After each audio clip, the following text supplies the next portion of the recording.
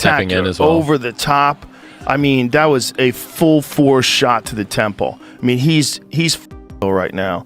So they wipe off his gloves, but you look at him like he's really feeling it right now. I mean, he probably has no idea where he is. Time when I'm going to take your soul and you're either going to give up or you're going to get knocked out.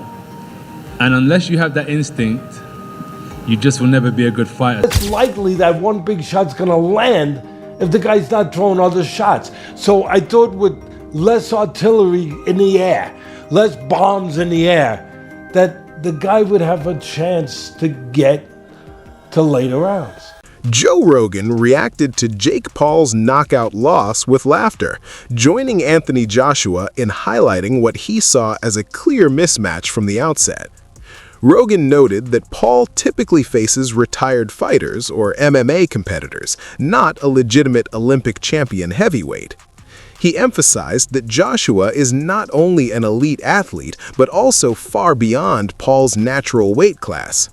From a realistic boxing standpoint, Rogan explained, the outcome was apparent long before the first punch landed. The fight simply confirmed what everyone expected. Boy.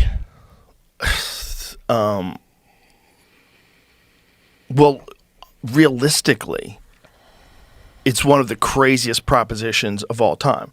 You take a guy who just had a boxing match that looks like a sparring match with a 58-year-old Mike Tyson, and then you're going to fight one of the absolute scariest knockout artists in the heavyweight division. After the fight, Anthony Joshua delivered a candid post-fight statement, claiming that the knockout actually spared Jake Paul. He explained that had the bout continued, he would have systematically worn Paul down both mentally and physically. According to Joshua, the early stoppage prevented even greater damage inside the ring. Fighting's not just physical, it's psychological. And when you understand the psychological warfare, I did say to you that, Jake, what's going to happen? I'm going to see a time when I'm going to take your soul and you're either going to give up or you're going to get knocked out. And unless you have that instinct, you just will never be a good fighter.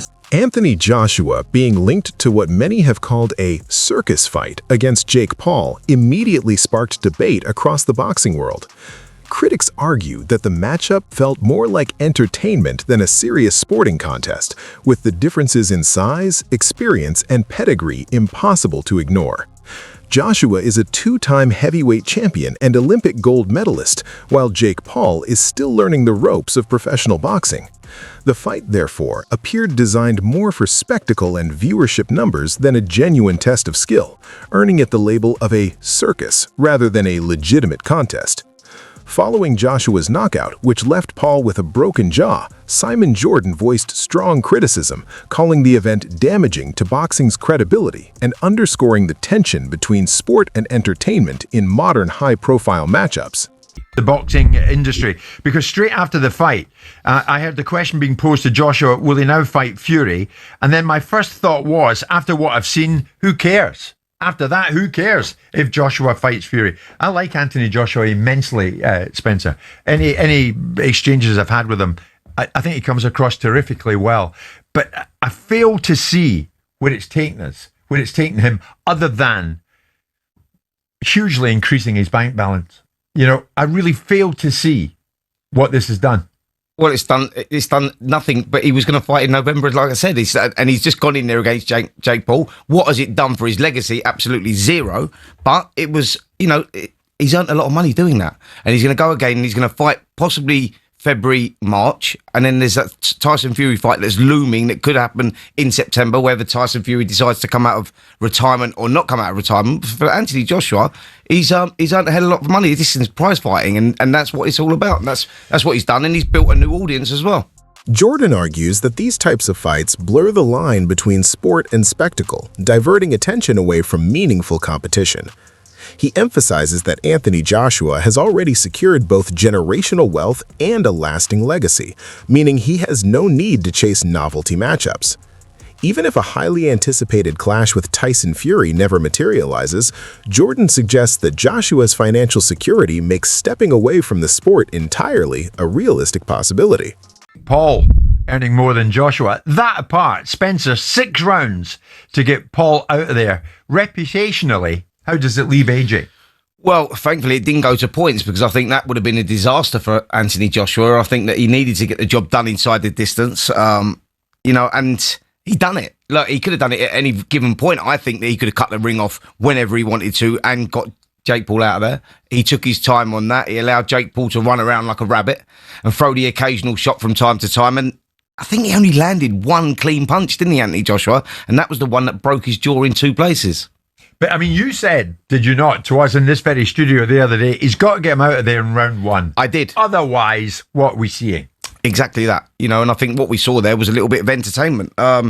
And that was pretty much it, but not entertainment that many people enjoyed, if I'm honest. I think that people wanted to see a demolition job. We didn't see that. Joe Rogan praised Anthony Joshua, highlighting his combination of speed, athleticism, and devastating power.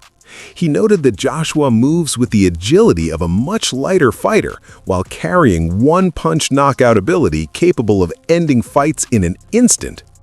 Rogan described Joshua as a nightmare matchup, capable of closing distance rapidly and turning any exchange in his favor.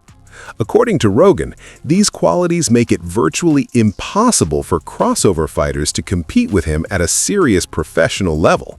He was a very good boxer, but this is a giant Olympic gold medalist heavyweight. I mean, Anthony Joshua is Here's the thing that nightmares are made of. And he's got that one-punch nuclear power. One punch. And he's fast. Adam Booth offered a brutally honest breakdown of the fight, noting that Jake Paul did manage to make Anthony Joshua miss on a few occasions, a development he considers significant. Booth highlighted that Paul's improved movement and disciplined positioning forced Joshua to reset at times, rather than allowing him to land freely. While Booth made it clear that this did not mean Paul was winning, he emphasized that creating hesitation against an elite heavyweight is noteworthy and reflects genuine progress in Paul's development. He explained that making a fighter of Joshua's caliber miss is no accident. It requires preparation, timing, and confidence. Booth praised Paul's footwork and his ability to stay composed under pressure. However, Booth stressed that these moments did not alter the fight's overall outcome. Joshua's superior class, power, and experience ultimately dictated the result once he found his opening. We had Anthony Joshua and Jake Paul share the ring. Your takeaways from the 6 rounds that we saw, presuming you watched? I was impressed with Jake Paul. I thought that, following on from what we're saying, right? A few years ago, he was on Disney as a kid, acting up, and has decided to become a professional fighter. That takes balls, but he's obviously striving to be as good as he can be. You can see that in the way that he moves, the way that he is developed in how he's punching and performing. But to make a 2-time world heavyweight champion that's still live, AJ's still got something about him, to make him miss in such an accomplished manner. All right, so at times he was jumping out and running around, but there were times when he was well in range and still making AJ unable to land a clean, solid shot. He deserves a lot of respect for that. And then the shot that actually finished the fight, that broke his jaw quite badly, didn't put him out. That shot he threw with serious intention has put a lot of professional heavyweights to sleep. He didn't go to sleep. He actually finished on his knees, didn't he? Laughing and spitting blood out of his mouth. So, like they say, it's a special type of crazy and a special type of brave to do it. But I actually, hats off to him, because he showed that he's developing some accomplished little skills in there to look after himself. The size difference is always going to fatigue him. I know everyone will come with the idea that, AJ should just go in there 1 round and smash him to bits, and that should be it was a big ring, right? Perhaps he could have cut the ring off a bit better, but would I be right in saying that regardless of skill level, if you forget about that with the 2 for a second, if someone is on the back foot and on their bike and doing what Jake was doing, it's difficult no matter who you are, no matter the kind of separation in skill level. It's a big ring, and you've either got to run at him and look like a novice yourself, or just take your time and understand that he's going to slow down. In the aftermath, attention turned to Logan Paul, who appeared to taunt Anthony Joshua and spoke of seeking revenge for his brother. Reports suggest Logan has expressed interest in facing Joshua in the ring. Analysts, however, were quick to dismiss the idea, arguing it would be an even more lopsided mismatch than Jake Paul's fight. They pointed out that Jake trains full-time with professional boxing coaches, while Logan lacks that level of commitment and skill. A matchup between Logan and Joshua, they argue, would cross the line from spectacle into outright farce.